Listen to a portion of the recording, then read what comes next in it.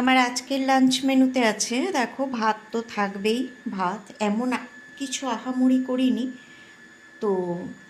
আর আছে দেখো এখানে কাতলা মাছের মাথা দিয়ে বাঁধাকপি ঘন্ট।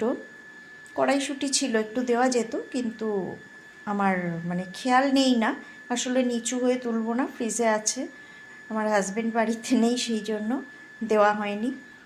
আর আছে যেটা, দেখো আজকে একটু অন্যরকম ডাল করেছি, এটা কিন্তু মুগ ডাল সেদ্ধ, এ দেখো শিম দিয়ে, এটা আমার ভীষণ প্রিয় এই শীতকালে, খুব পছন্দের ডাল এটা। এমনিতে ডাল আমি খুব একটা ভালোবাসি না, তো এই ডালটা করে নিয়েছি। আর এখানে আছে দেখো আমোদিনী মাছ বা আমোদি মাছ যাই বলো না কেন, আলু বেগুন পেঁয়াজকলি ধনেপাতা সব দিয়ে একটু গামাখা করে ঝাল। তো এই হচ্ছে আমার